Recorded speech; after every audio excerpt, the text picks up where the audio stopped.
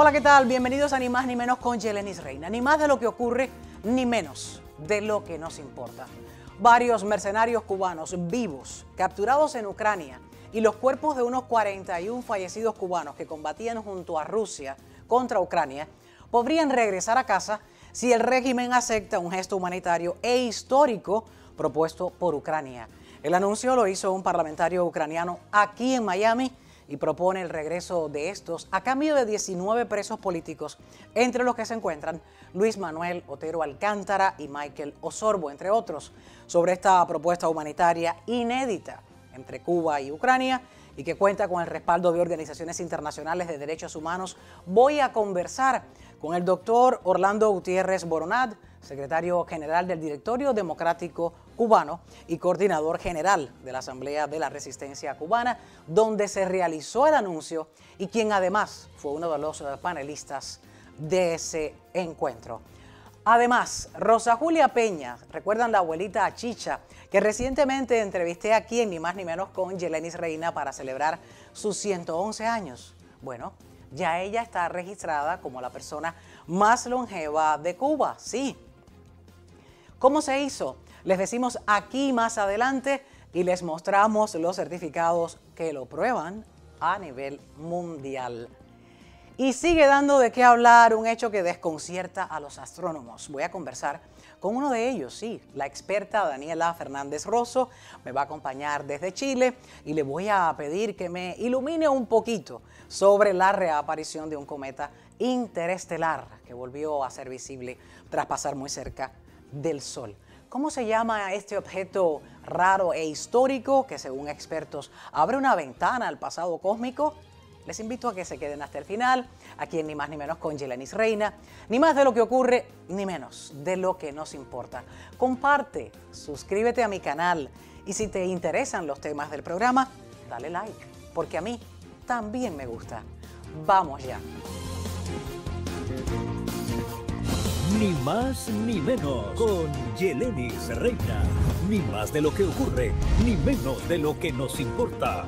Desde lo que pasa en tu barrio, en tu ciudad y en tu condado, hasta lo que acontece en nuestro estado, en el país y en el resto del mundo, con una mirada crítica, sin parcializarnos y sin miedo a los temas delicados. Ni más ni menos que la verdad. De Ucrania con una verdad que el régimen de La Habana quiere ocultar. La dictadura cubana es cómplice de la maquinaria de guerra de Rusia.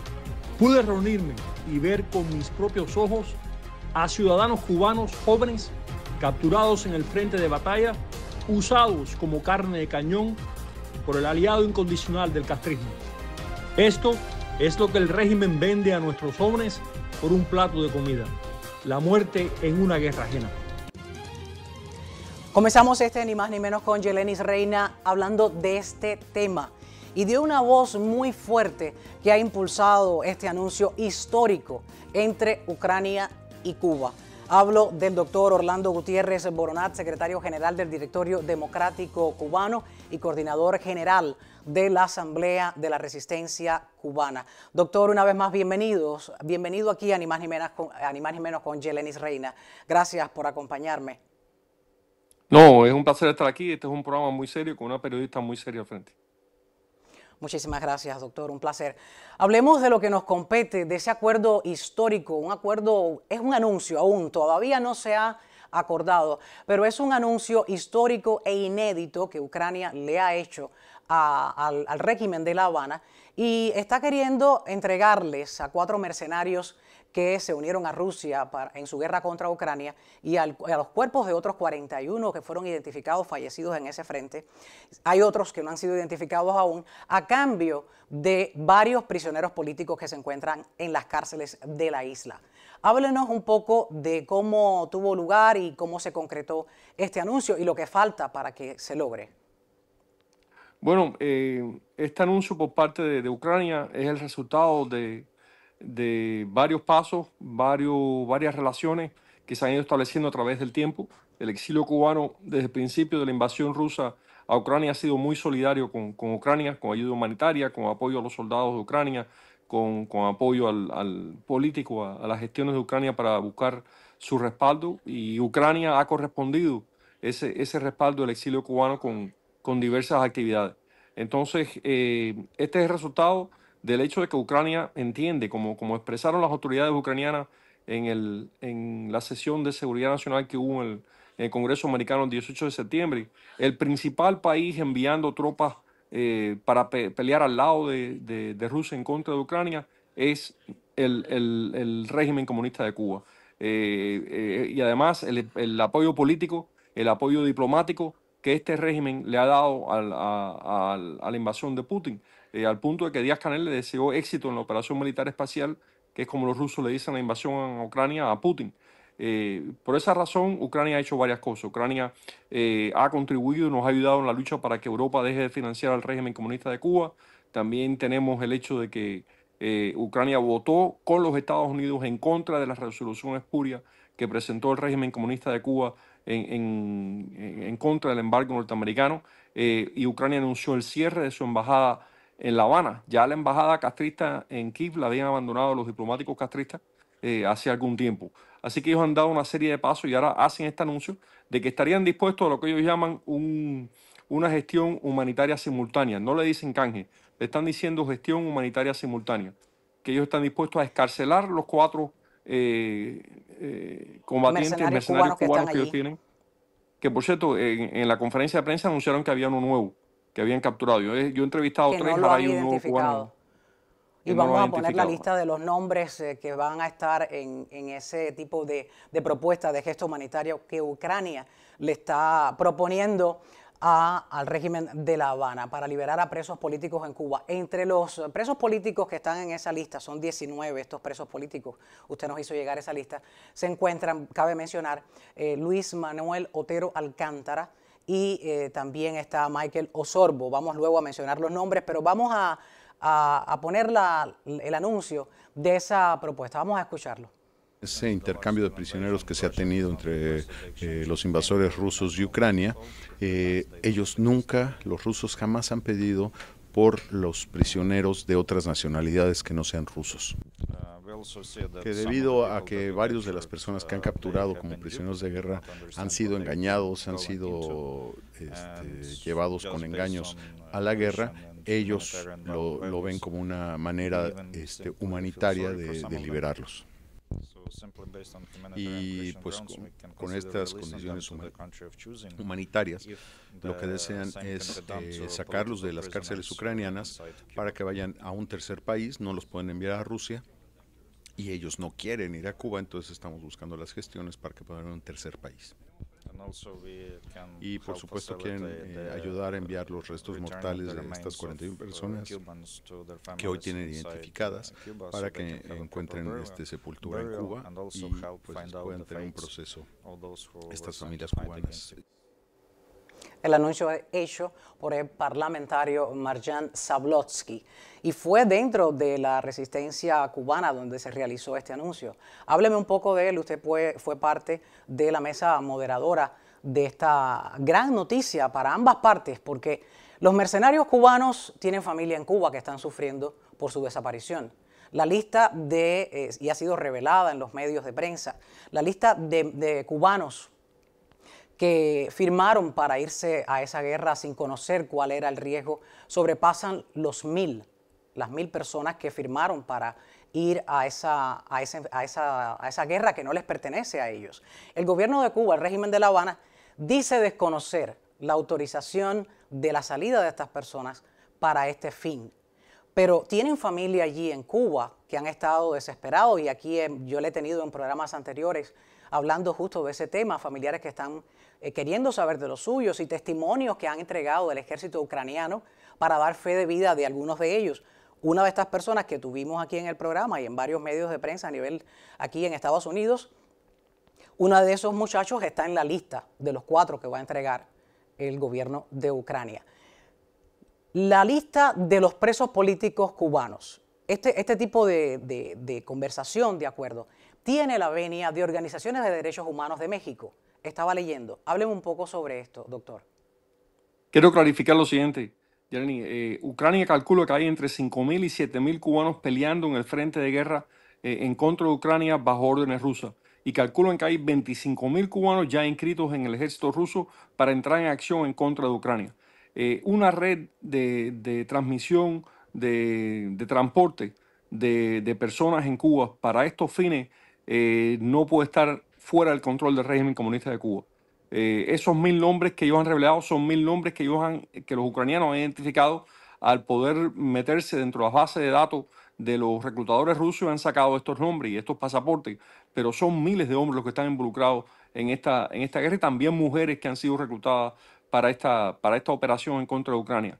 Y todo, la movilización de tropas, el uso de fuerzas especiales del régimen castrocomunista de Cuba, los acuerdos de defensa mutua con Bielorrusia, todo indica y deja palpable, más otra información que va a brindar Ucrania, la participación directa del régimen comunista de Cuba en esta agresión contra Ucrania.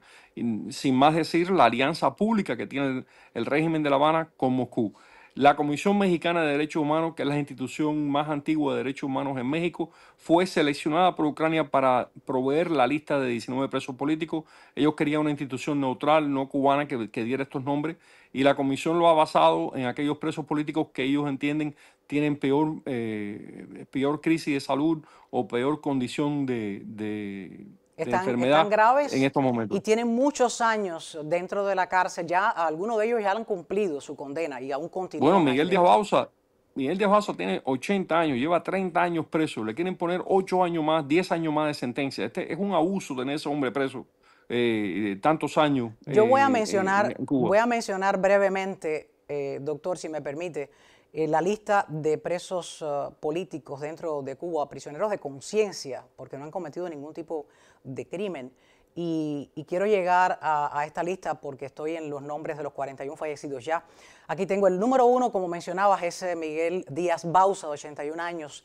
Le pusieron una condena de 30 años de prisión. Ahora se lo extendieron 8 años más y tiene graves problemas de salud, como mencionaba. Ángel de Jesús Vélez Marcano, encarcelado por protestar el 11J.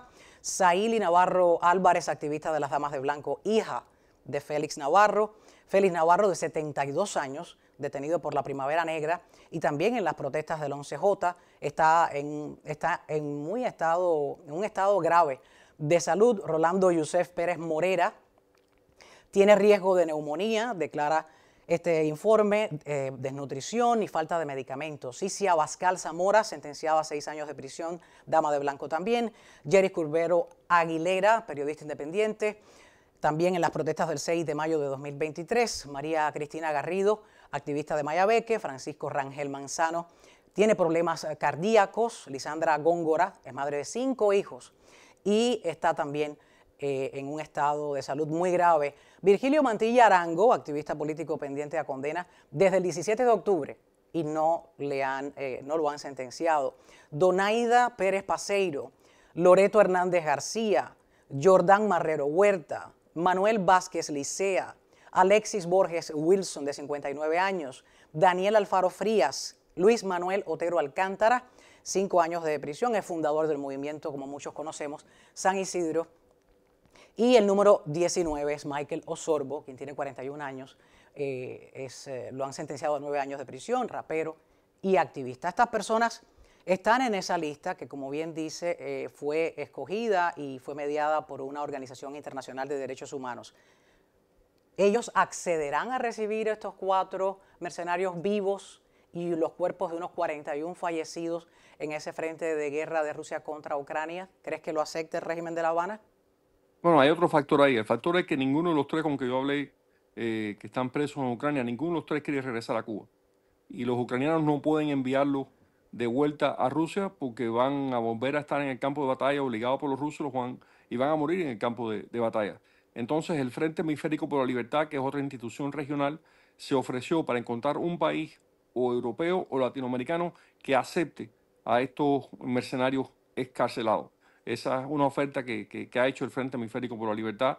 En todo caso, el régimen comunista de Cuba es el que tiene la palabra en estos momentos y tiene que excarcelar con compromiso de no reencarcelar a estos 19 presos políticos cubanos, que respete su libertad y respete su voluntad. Ahora habría que esperar la respuesta, que pudiera tomar qué tiempo. Si estos 3 cubanos, si estos 4 sobrevivientes de esta guerra, y hay 3 que no quieren regresar, los padres y familiares de los fallecidos querrán darle santa sepultura a los suyos, me imagino. Claro. ¿Qué, Claro. qué diría el régimen de La Habana? ¿Les va a negar ese derecho a los familiares de estos fallecidos identificados en esa guerra? Ucrania lo dijo categóricamente, están dispuestos a devolver los 41 cuerpos que ellos tienen, que saben que son cubanos, y seguir identificando. Tienen muchos más cuerpos, lamentablemente, de cubanos que han muerto ahí en el campo de batalla, y están dispuestos a seguir identificando cubanos para que puedan tener santa sepultura con su familia en Cuba. Te voy a decir una cosa, Yeleni, uno de los que yo entrevisté en Ucrania, uno de los presos actuales, me dijo una cosa conmovedora, además de describirme el infierno que es el campo de batalla ahí en Ucrania. Me dijo que un oficial ruso le comentó justo antes de entrar en llegar al frente de batalla, le dijo: los cubanos no regresan del campo del frente de batalla. Los cubanos no regresan del frente de batalla. Y él dijo: ¿por qué? Dice: no, porque no entienden ruso, no tienen muy poco entrenamiento militar, la mayor parte de ellos, y son rápidamente víctimas y caen en el combate contra los ucranianos. Son víctimas, son carne de cañón, como uno de ellos en un video, Un Buen Día, pues se grabó diciendo a lo que ellos fueron allí, porque realmente algunos dicen no saber que fueron a una guerra, pero fueron a un tipo de trabajo por el cual recibieron solo una parte del dinero, porque vamos a recordar bien, y tienes bien fresca las cifras de lo que le ofrecieron, y quisiera lo recordara, porque estas personas no fueron como los cubanos que fueron enviados a Angola a una supuesta misión. No, esto se trató de un trabajo, mercenarios pagados. La mayor parte de ellos no han visto el dinero. Le dieron una tarjeta, le dijeron que esa tarjeta le iban a ir poniendo el dinero mensual, pero nunca vieron el dinero, vieron la tarjeta que les dieron. En segundo lugar, Ucrania en su momento dado va a dar más detalles sobre esto. El régimen comunista de Cuba está recibiendo un bono por cada mercenario. Pero también hay otro elemento, que son las tropas especiales, muchos de ellos boinas negras cubanos. No es la mayoría de los que han sido enviados a la guerra, pero es un segmento importante. Algunos de estos han muerto en combate. Tenemos las identificaciones y las fotografías de estos cuerpos que han participado. Hay videos de fuerzas especiales cubanas entrenándose junto con los rusos, y ese elemento también está presente, que ya es otra dimensión en el conflicto. Son 41 los fallecidos identificados, pero hay 4 sobrevivientes. Voy a mencionar los nombres, los cuales estarían en la lista de supuesto regreso o intercambio por los prisioneros políticos de conciencia dentro de Cuba. Hay solo 3 identificados: Fran Darío Yaerosay Manfugaz, Ernesto Michel Pérez Albeláez, Yusnel González Tuercos, y un cuarto que fue capturado hace solo 2 días, y la identidad, como bien mencionabas antes, no ha sido identificada y confirmada. Pero en esta lista de los 41 identificados fallecidos, pues hay hijos, hay padres, hay hermanos que muchos de sus familiares querrían saber dónde están, y querrán, claro que sí, darle santa sepultura. Este anuncio se dio a conocer recientemente, hace muy poquito. ¿Cuándo podría llegarle a La Habana, o ya se encuentra en La Habana y el régimen ya conoce de este anuncio? Bueno, lo que dijo Ucrania es que ellos no tienen ningún contacto directo con el régimen comunista de Cuba, por eso hicieron el anuncio públicamente en Miami, para que se supiera y que el régimen supiera, al darlo a conocer públicamente, que esta es la oferta de Ucrania. Yo no he visto ninguna respuesta hasta ahora a lo que planteó Ucrania, pero no lo van a plantear una sola vez en Miami. Van a insistir en este tema de que ellos no quieren tener cubanos presos y que ellos no quieren tener cuerpos cubanos en suelo de Ucrania. Esos cuerpos deben estar en suelo cubano. Así que de este momento en adelante, como se dijo en la conferencia de prensa, si hay cubanos presos en Ucrania y hay cuerpos cubanos en Ucrania, es porque el régimen comunista de Cuba lo quiere ahí, y no es Ucrania el que los está manteniendo en su territorio. Hay algo que cabe mencionar, y es que Cuba, hablando de los presos políticos de conciencia, hay cerca de 1.200 personas registradas por el sitio web Prisoner Defenders, y cada mes aumenta la cifra. Recientemente pues detuvieron a 11 nuevos, yo le diría nuevas personas que se pronuncian y exigen su libertad porque no han cometido ningún crimen. Y esta cifra es bastante alta en comparación con la estadística que ha documentado también el Centro de Prisiones Cubanas, y es que Cuba es el segundo país con más personas privadas de libertad por cada 100.000 habitantes. Y lo que se está queriendo también buscar con estos 19 presos políticos cubanos dentro de Cuba es sacarlo de esas cárceles. En la gravedad de salud en la que se encuentra pueden morir ahí dentro. Y en las condiciones infrahumanas en las que se encuentran detenidos en medio de toda la crisis que ya Cuba vive en sí misma, encerrada en esa isla, el cubano de a pie, la persona de la tercera edad, todos enfermos, que no hay una situación a la crisis existencial dentro de Cuba antes de que pasara el huracán Melissa, pues dentro de las cárceles esta situación es aún peor y es lo que están buscando ocurra. ¿Hay alguna reacción por parte de los presos políticos dentro de Cuba al conocer de este anuncio, doctor? Bueno, he sabido de familiares de presos políticos, de algunos expresos políticos dentro de Cuba, que agradecen a Ucrania este gesto. Muchos tienen dudas de que el régimen comunista de Cuba acepte o no, pero sí le agradecen mucho a Ucrania el gesto y también el hecho de que este ofrecimiento de Ucrania vuelve a poner en la palestra internacional la situación de los presos políticos de Cuba, porque ahora son una expresión más del conflicto, de la guerra genocida que Rusia ha desencadenado en contra de Ucrania y que es motivo de atención internacional. Así que este paso le ha puesto mucho más atención a la situación de los presos políticos de Cuba y lo ha convertido en parte de uno de los grandes problemas o crisis internacionales en estos momentos. Así que eso es clave para nosotros.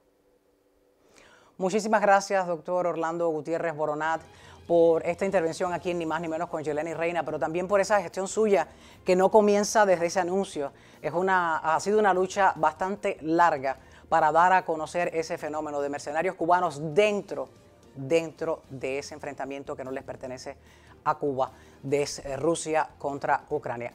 Le invito a que nos mantenga al tanto de lo que vaya ocurriendo con este anuncio y con otros hechos relacionados con el tema.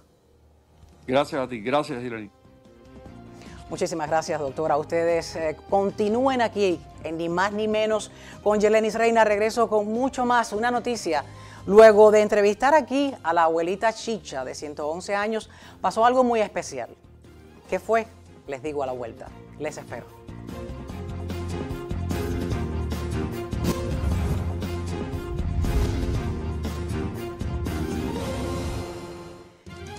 Pues esto fue lo que le pasó a Rosa Julia Peña, conocida como Chicha, a quien entrevisté aquí. Ahí tienen las imágenes, en Ni Más Ni Menos, en exclusiva con Yeleni Reina, tras celebrar su cumpleaños número 111. Pues miren lo que pasó. Chicha ya está registrada a nivel mundial como la persona más longeva que vive en Cuba, sí, así como lo escucha. Después que la entrevistamos en exclusiva a la supercentenaria Chicha, su nieto, Marcos Antonio Jomarrón, quien reside aquí en la Florida, logró registrar oficialmente a su abuelita como la persona más anciana de Cuba en dos importantes centros reconocidos a nivel mundial. Uno de ellos, ahí van a empezar a ver, ya ahí ven en la lista a Rosa Julia Peña Echavarría. Uno de ellos es el sitio Longevity Quest. Y el segundo es el Gerontology Research Group. Sí, Gerontology Research Group. Aquí los certificados, ese es el de Gerontology Research Group. Ahí tienen la foto de Chicha y la lista de los supercentenarios la integran, les voy a decir, las personas que están vivos y tienen más de 110 años. No cualquiera puede integrar esa lista de los más longevos a nivel mundial. El número real de supercentenarios, un poquito de historia, en el mundo ha sido estimado entre 200 y 600. El número actual de supercentenarios es incierto. ¿Por qué? Porque no todos los supercentenarios son conocidos para los investigadores y también porque muchas personas, hay muchas reclamaciones mayores de edad que no han sido investigadas. Ni más ni menos con Yeleni Reina insistió, habló con la familia, no han registrado a Chicha todavía en la lista de los más longevos en el mundo. El nieto ya estaba haciendo gestiones, tenía un certificado, pero ahí estábamos hablando, compartimos datos entre nosotros, y entonces pues logró hacer la segunda certificación, que fue la que vieron de Gerontology Research Group. Todo el tiempo la he leído muy bien, pero en el día de hoy parece que no, como que no se nos da. Muchísimas gracias a Chicha por la oportunidad, a su familia, porque la entrevistamos. A celebrar de nuevo, porque ahora ya estás en la lista de los más longevos, es la más longeva ahora de Cuba, y está en la lista de los más longevos del mundo. Y usted dirá, ¿para qué registrarla? ¿Para que quede para la historia, para los familiares? No, en cualquier país del mundo, estas personas reciben una ayuda extra, una atención especial extra. ¿Pasará en Cuba? No sé.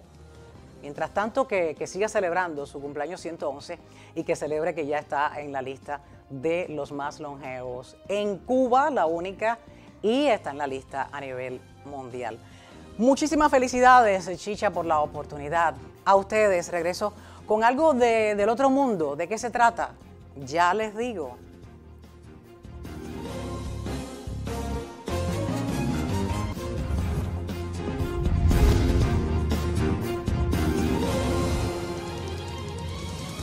Aquí a esta hora, y ni más ni menos con Yeleni Reina, pues voy a hablar, como suelo decir yo, de temas de otro planeta.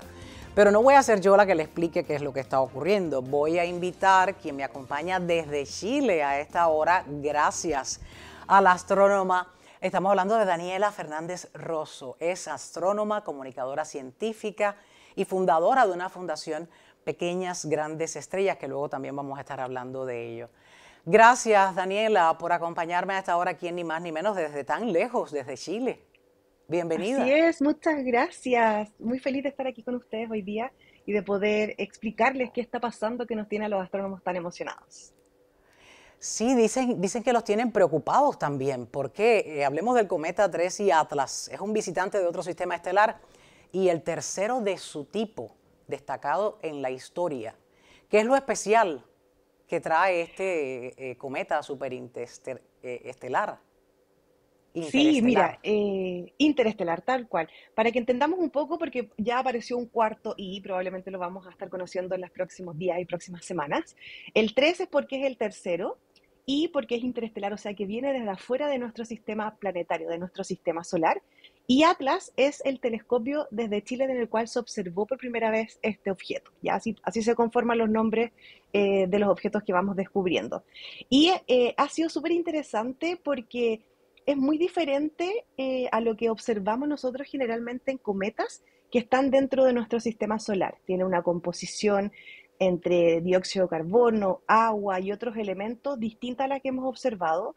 Tiene una velocidad muy alta, tiene un tamaño también grande y está pasando por el mismo plano donde están ubicados los planetas. Ya algo que no habíamos visto con estos dos objetos anteriores, que fue Oumuamua Este en pasó 2017. muy cerca del Sol y temían que cómo pudo ser que sobrevivió o algo así, porque podría quemarse, ¿no?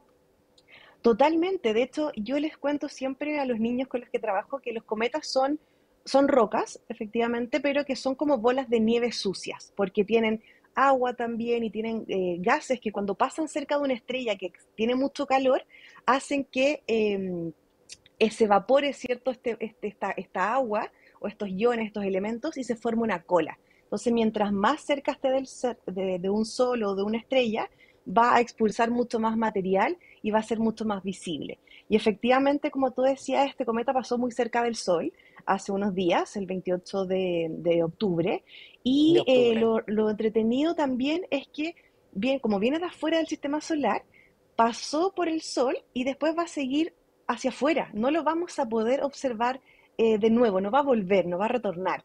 Entonces, también una característica interesante que nos ha llamado la atención y que estamos aprovechando harto desde la ciencia es que los otros dos objetos que observamos anteriormente, que eran interestelares, los estábamos observando ya cuando saliendo como de nuestro sistema solar. 3 y Atlas lo observamos entrando. Entonces, como ha pasado cerca de Marte, cerca del Sol, cerca de Júpiter, de la Tierra, vamos a poder observarlos con distintos instrumentos y poder conocer muchas características de él. El primero fue observado en Hawái, por eso tiene un nombre hawaiano, el segundo en Rusia, y ahora y me dices de un cuarto. Sí, salió hace poquito la noticia de que se encontró podría ser un cuarto cometa interestelar, que podría ser compañero del segundo, que es Borisov, pero todavía De estamos Borisov. investigando, estamos observando y todavía no podemos como clasificar lo que sea interestelar. Probablemente venga de la nube de Oort, que es un espacio que está después de Neptuno, después de Plutón, donde está la mayor cantidad de cometas de nuestro sistema solar. Así que por eso es clave las observaciones, necesitamos estudiarlo con la mayor cantidad de equipos para poder entender bien su órbita, su velocidad, su masa, su brillo, etcétera, y con eso ir definiendo si realmente es algo preocupante, si es algo interesante para la ciencia, etcétera, etcétera. Esto dicen los científicos, y me vas a ayudar a esclarecerlo, pues ayudaría a entender un poquito más lo que es el microcosmo en el pasado, de su origen. Explícanos un poco. Para que nos hagamos una idea, este objeto puede estar como en escalas de tiempo formado entre 3.000 a 11.000 millones de años atrás, o sea, es un objeto súper antiguo y que como viene fuera también de Sí. nuestro sistema de planetas, no solamente nos va a ayudar a entender el universo desde muy, muy, muy al pasado, sino también a entender qué elementos químicos, cuál es la composición, la forma de objetos que están fuera de nuestro solar, que se hayan formado, por ejemplo, en otros sistemas de planetas o en distintas regiones de nuestra galaxia, que es nuestra isla de estrellas donde nosotros vivimos. Así que por eso es tan interesante. Y es efectivamente muy antiguo, lo cual también lo hace muy interesante porque sin duda es el objeto más antiguo que hemos observado con estas características como tipo cometa. ¿Pudieran acercarse estos tipos de fenómenos a algún tipo de nave espacial? Se ha conversado mucho, la verdad. Ha estado harto en noticieros, en podcasts, en entrevistas, porque hay un científico, un astrofísico, que es Avi Loeb, que es eh, un astrofísico que estudia obviamente las cosas que suceden en el universo, pero con teorías que nos ayudan a ampliar un poco la mente más allá de la ciencia, ¿cierto? Y él ha propuesto, por Claro. ejemplo, con Oumuamua también dijo que podía ser una nave extraterrestre o podría ser algo que tuviera inteligencia extraterrestre. Personalmente, y como lo vemos hoy día en la comunidad científica, mientras no tengamos evidencia de que es algo inteligente, ¿cierto? Que es algo extraterrestre, a pesar de que yo digo extraterrestre, y para mí si ya viene fuera de la Tierra ya es algo extraterrestre, Ya ¿cierto? es extraterrestre, claro está. Efectivamente. Entonces, mientras no tengamos evidencia, tenemos que, creo yo que es muy importante que no asustemos a la comunidad, a la sociedad diciendo que puede ser algo que tenga vida, que nos entendamos, ¿cierto? Porque también nos causa mucho temor lo que es la inteligencia, ¿cierto? Extraterrestre o que podría ser la inteligencia extraterrestre. Es una roca que nos da mucha información muy interesante para la ciencia, pero tranquilos que no nos va a chocar, no se ha comprobado de que sea algo extraterrestre, pero sí es un objeto tremendamente interesante para hacer ciencia, para todo lo que estamos descubriendo hoy día en torno a los cometas que están fuera de nuestro sistema solar. Para estudiarlo. Quisiera que me dijera qué tipo de herramientas o telescopios se están utilizando para seguir a estos fenómenos y poderlos estudiar. Cualquiera en su casa que tenga un telescopio sofisticado podría ver este tipo de fenómeno. Generalmente lo que se hace cuando hay objetos astronómicos o eventos astronómicos muy llamativos es que se hace un llamado a nivel global de observación. Entonces todos los telescopios científicos apuntan al objeto, ya sea ópticos que trabajan con lentes o espejos, o también, por ejemplo, telescopios como las antenas de radio, ¿cierto? De radiofrecuencia, espectrógrafos, etcétera. Usamos distintos instrumentos para poder observarlo porque cada instrumento nos da información distinta del objeto, ¿ya? Y lo que se hizo ahora hace poquito, que me preguntaron también hace poco en una entrevista, es que había habido una Claro. alerta, ¿cierto?, desde Estados Unidos, desde la NASA, de que podía ser algo peligroso para la Tierra. La verdad es que esa alerta que se hizo fue como un llamado más que nada a la comunidad que tenga telescopios amateurs, ¿cierto?, en su casa, Ah, que puedan observarlo y tomar imágenes también, porque todas las imágenes, la mayor cantidad de información que tengamos, nos va a ayudar claro. a identificar muchas más características. Si bien no va a ser un cometa que vamos a poder observar con nuestros ojos a simple vista, si tú tienes un telescopio en casa de unos 20, 30 centímetros de diámetro, apunta hacia el cometa porque puede que lo observe y si tienes una cámara y acoplas, puedes hacer una astrofotografía que puede servir también para hacer ciencia. Así que es interesante y ese fue el llamado global que se hizo a observarlo, a invitar a la comunidad a ser parte de este descubrimiento y también como bajar un poco esa ansiedad de que es algo peligroso, de que es algo terrible, sino que compartamos esto y aprendamos juntos. Hablando de telescopio y de cómo poder observar este tipo de como le llaman, un tipo de fenómeno raro, pero histórico. Usted trabaja como astrónoma en el Observatorio Las Campanas, coincidentemente, trabajando detrás de uno de estos telescopios sofisticados y gigantes. Hábleme un poco de su función ahí dentro. Yo trabajo como operadora de telescopio e instrumento. Tengo la suerte de haber cumplido ese sueño que siempre quise a los 14 años desde que decidí convertirme en astrónoma, estar haciendo ciencia desde los telescopios, observando el cielo nocturno. Y mi labor principalmente se divide en dos grandes áreas. Por un lado, lo que es mantener la seguridad del instrumento, del telescopio, cosa de que, por ejemplo, eh, no vayan a caer piedritas si es que hay mucho viento al espejo, ¿cierto? Porque se demoran mucho en Claro. hacerlo. No vaya a caer agua, ¿cierto? No sé si está muy nublado, tener ojo por el tipo de nubes que está pasando por encima del telescopio. Entonces, priorizar la seguridad de los equipos para que podamos seguir haciendo ciencia en largo plazo. Y en segundo lugar, en Chile, bueno, a nivel global, se pide hora para poder usar estos telescopios para hacer ciertas investigaciones y seleccionamos este telescopio con este instrumento en este día en específico para observar lo que necesitamos. Y eso se pide con un año de anticipación. Entonces, mi labor ahí es apoyar que ese astrónomo o astrónoma que está haciendo esa investigación pueda observar de manera súper eficiente durante esa noche, esas 2 o 6 horas que le dieron para observar, tenga la mayor calidad de datos, que sean los mejores datos que pueda tener de ese objeto y poder después estudiarlos. Entonces, su trabajo es mirar a las estrellas y estar toda la Mirar a la noche despierta. Sí, trabajo por turnos, 7 noches en la montaña al lado de estos telescopios maravillosos y después 7 días descansando en casa. Y ahí es donde me dedico a mi fundación y a mi proyecto Astro Daniela. Así que sí, Tienes una fundación, recibiste un premio hace muy poquito por esa labor que quieres transmitir, no solamente a los niños con tu fundación de Pequeñas Grandes Estrellas, que son esos pequeñines a quienes les transmites tus conocimientos y el amor por la astrología. Háblame un poco de estas dos funciones y de ese premio que te dieron.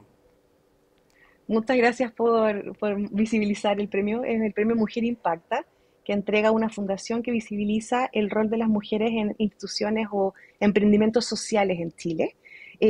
Así que estoy muy orgullosa de haber ganado en la categoría de Ciencia y Tecnología este año por la labor de la fundación.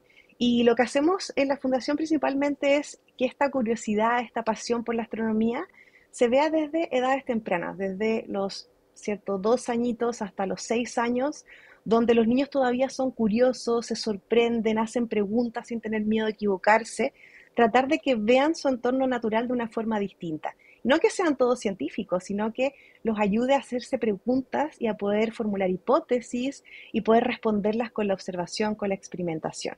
Y por otro lado está este emprendimiento mío que es Astro Daniela, me pueden seguir ahí en las redes sociales, que busco ser ese referente femenino científico mujer que me hubiera encantado tener a los 14 años cuando decidí ser astrónoma.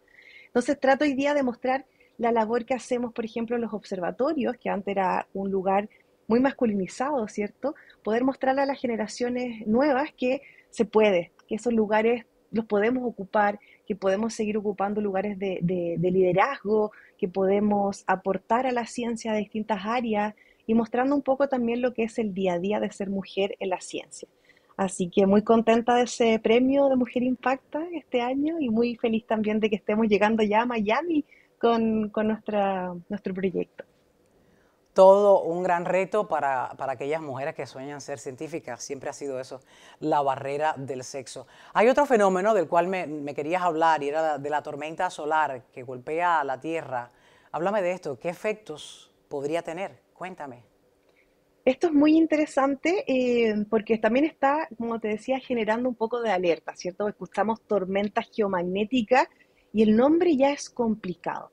Y quería aprovechar esta instancia para contarles un poco a todos los que nos están escuchando qué está pasando realmente. Esta tormenta se produce cuando hay material que es expulsado de la capa externa del Sol, que es la corona, y esas partículas, todo ese material viaja hacia la Tierra y nosotros tenemos la suerte en la Tierra de tener un campo magnético, ¿cierto? Es como si tuviéramos un imán que nos rodea y nos protege, entonces, como si fuera un escudo, ¿ya? Entonces, cuando estas partículas del Sol chocan con nuestra atmósfera, interactúan con todos estos gases que hay y se tienden a ir a los polos. Y eso produce estas tormentas geomagnéticas que podrían, por ejemplo, distorsionar, nuestra atmósfera y producir algunas cosas como, por ejemplo, interferencias temporales en lo que son el GPS, ¿cierto? Las señales de radio, en algunos satélites también. Puede producir también algunas fluctuaciones leves, dependiendo de la magnitud de la tormenta, por ejemplo, en la electricidad. Pero yo creo que lo que más destaco es invitar a todos los que estén en latitudes ya no solamente en los polos, sino un poco más hacia arriba, en poder salir a mirar el cielo en la noche, porque como es una tormenta grado 4, pueden haber auroras polares o australes. Entonces va a ser lindo ver cómo esas partículas del Sol interactúan con las partículas de nuestra atmósfera y nos muestran esta danza de colores en el cielo. Para mí eso es maravilloso, porque como hablábamos hace un ratito, los atardeceres nos muestran ciencia, el sol de día nos muestra ciencia, y ver Claro esas que no. partículas de sol que viajan desde el sol hacia nosotros e interactúan con la atmósfera y nos muestran este baile de colores y todo lo que podemos aprender de eso, creo que es un espectáculo maravilloso que ojalá podamos Una observar alguna vez en una experiencia única.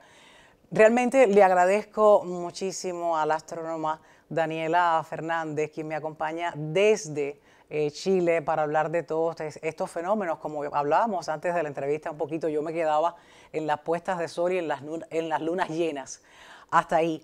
Pero qué interesante el tema, y vale la pena entonces acercarse a un telescopio cuando se avecine alguna fecha para poder divisar estos fenómenos, como yo les llamo, para poderlos entender un poco y mirar un poco más al cielo. No mirar tanto hacia la tierra donde todo está ahí, me voy a chocar, me voy a dar. Mirar un poquito al cielo para despejarse y abstraerse un poquito de la realidad, como suelo decir yo. Gracias. Gracias a ti, y salgan a mirar el cielo porque no es va a ser ningún peligro para nosotros, así que a disfrutarlo al máximo. Allá voy, me voy a hacer una entusiasta de un poquito más arriba de la luna llena y de las puestas de sol. Gracias de nuevo. Que estén muy bien, chao, chao. Igual, feliz día. A ustedes regreso con sus saludos. ¿Con cuáles? Voy a escoger algunos. Les espero.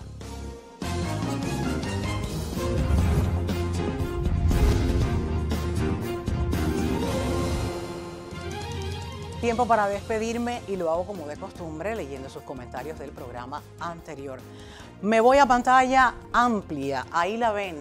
Comienzo leyendo el de Nirma Rodríguez, escribió: inhumanos y desvergonzados los militares, especialmente las mujeres que fueron a coaccionar a la señora que imploraba ayuda. Gracias, Nirma, por comentar, por ver el programa y compartirlo. Yami Castro escribió: no, el pueblo si no acaba con ellos, ellos van a acabar con el pueblo. Gracias por ver el programa. @305live escribió: excelente programa, muchas verdades en un frasco pequeño. Gracias. David Pérez comentó: este es un descarado y debe de pagar por tapar lo que está sucediendo. Delvis Moreno escribió: un gran saludo, Yelenis, muy buen programa, muchas bendiciones. Gracias, David y Delvis. Yolanda González, magnífico programa. Odalis Salas escribió y comentó: gracias también a David, a Marbel Rodríguez Guardias, a Yamila Torres, a Cofimos, a todas esas personas que comentaron y vieron el programa anterior. Pues les invito a que vean los otros y que lo compartan, y si no se han suscrito, pues háganle clic en la campanita y ahí puede enterarse de cuando ya hay disponible un nuevo programa de Ni Más Ni Menos con Yelenis Reina. Ni más de lo que ocurre, ni menos de lo que nos importa. Gracias por ver el programa, les espero en un próximo espacio.